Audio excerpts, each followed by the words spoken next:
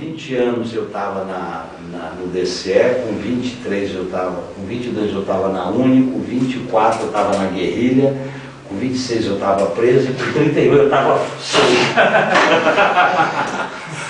É só para você ver, quer dizer, a vida nossa, as opções eram muito intensas. Muito intensa. E na prisão que a gente ficou preso aqui em São Paulo, eu fiquei a maior parte do tempo aqui em São Paulo, foi Brasília, São Paulo e depois Fortaleza. A gente vivia o limite da sobrevivência, a gente vivia no limite. Qualquer hora a gente podia... A gente estava preparado para o pior, porque a ditadura era barra pesada.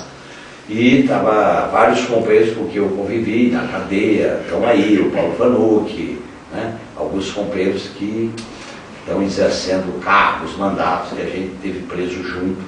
Né? Fizemos uma greve de fome de 10 dias na cadeia, na eleição de 74.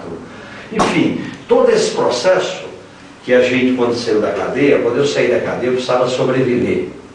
Aí eu virei professor de cursinho, porque eu na cadeia eu estudava muito história. Eu gosto muito de história, eu estudava muito, porque tinha muito tempo, 5 anos, dá para você estudar bastante. Não tinha o que fazer, tinha formado. Saiu formado, né? Formado. Aí eu estudei, eu fiz um trabalho voluntário de estudar história, e quando saí da cadeia eu fui dar aula em cursinho. Quando eu fui dar aula em cursinho, quem arranjou essas aulas foi uma amiga minha, que é minha amiga até hoje, uma pessoa formidável, porque ela era namorada de um advogado de preso político, ela era professora. Ela disse: se eu sei minhas aulas, você vai dar aula lá. Agora, você se vira. É aula de cursinho, 300 alunos na classe, você pega o microfone, vai para o tablado e se vira. Para ver se os alunos te aguentam, né? Segundo, você não pode falar de onde veio. Eu sei de onde você veio, mas não fala para os meninos não, senão vai ser eu vamos perder, o cursinho fecha, não dá, né? E o cursinho era muito perseguido nessa época. Nessa época que começou a chegar o Gilberto Gil, Caetano Veloso, que vieram do exílio. O Sérgio Gross dava aula. Que ano foi isso? Que ano foi? 77, 79. O Sérgio Gross era aluno da equipe, ele é que organizava os shows. Ah, é? É. Lá que o Caetano cantava no pátio da equipe, o Caetano, o Gilberto Gil, shows, ele pagava assim. Ele não caiu também não, cantando. Não, caiu lá. E a gente teve uma vida muito intensa. O pessoal os Titãs nasceram de lá, da equipe, eram alunos, nasceram da equipe, eram alunos, crianças lá do ginásio, porque a equipe era um curso muito aberto, era uma espécie de ilha democrática, né? Muitos filhos de políticos, eu dava aula lá, fiquei dando aula lá há 5 anos na equipe, né? E, inclusive, quando os alunos não sabiam que eu tinha vivido a experiência de guerrilha, preso político e nada, e saíram umas reportagens sobre a guerrilha do Araguaia, e eu apareci com foto, com carro. Nossa, que graça! É. Em 79, não, início de 79, as matérias, tem até hoje o jornal grandão assim, o Estadão, capa, beleza, né? Foto. Aí eu entro para dar aula na segunda-feira, isso foi sábado, domingo. 79 já dava anistia, né? 79 já tinha anistia. Não, ela não tinha vindo ainda, foi no início de 79. Tinha caído a assessora da imprensa. Lembra? 79? Tinha caído a assessora da imprensa. Foi exatamente, caiu a assessora da imprensa, o Estadão.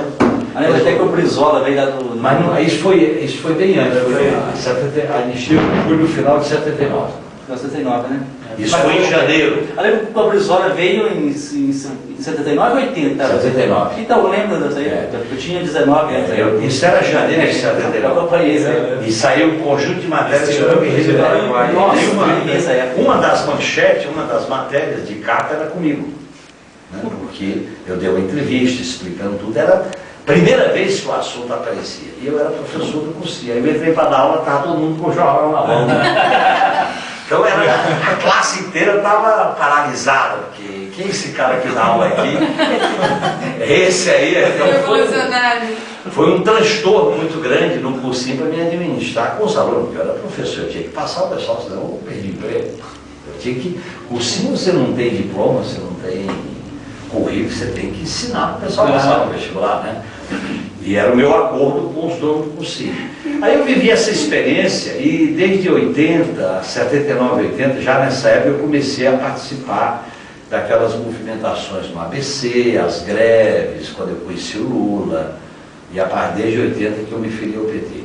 A gente quando fundou o PT e quando construiu essa experiência do PT, foi um caminho muito duro, muito difícil.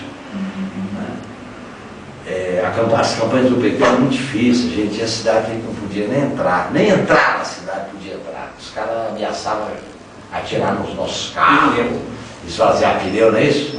A gente tinha uma Gabriela que fazia 82, foi? É 82, pela campanha. Campanha. O Lula saiu governador, não foi? Foi governador. Parece que o Lula ia fazer um comício aqui no Mercadão. O Lula saiu governador. Foi a minha primeira eleição como deputado federal. E em parte eu fui eleito. Você chegou a ser eleito foi em 82? 82, eu fui eleito em 82, primeiro mandato. Você vai ser paisado? Não sabe nada. Aí, pessoal, é o seguinte, o que acontece? Eu sou de uma geração que imaginava que o poder só seria alcançado através da guerrilha da luta armada. E a gente jogou a vida nesse caminho, achando que não tinha outro caminho. Nós fomos derrotados. Sim. Mas nós não perdemos a esperança de mudar o Brasil. Aí o PT nos possibilitou um caminho de mudar o Brasil pela via da disputa eleitoral e da participação da sociedade. Você tem que disputar a eleição e ao mesmo tempo ter a organização da sociedade. E que veio sindicato, CUT, movimento, né, popular, todo esse processo formou o movimento do PT. Né? E eu acho que com a eleição do Lula, depois de 3 derrotas, que foi em 89, 94 e 98, né, nós tivemos a chance de, alcançando o poder central, viabilizar um projeto de país. Esse era o nosso desafio. E não foi fácil, sabe? Porque nós pegamos um país quebrado, nós tínhamos que arrumar a casa morando dentro dela, a gente tinha que trocar pneu com o carro andando, a gente tinha que trocar roupa andando, porque o país estava correndo um sério risco. E nós tivemos que botar o país em ordem para poder começar a ter programas sociais, ter crescimento, ter distribuição de renda. Então hoje o que a gente vive no Brasil é um momento muito importante, historicamente, porque o Brasil encontrou o caminho para resolver seus problemas. Os problemas não estão todos resolvidos. Nós temos muitos problemas para resolver, tá certo? Mas nós temos que continuar nesse caminho para resolver os problemas de uma nação soberana, democrática, uma nação que governe para todos.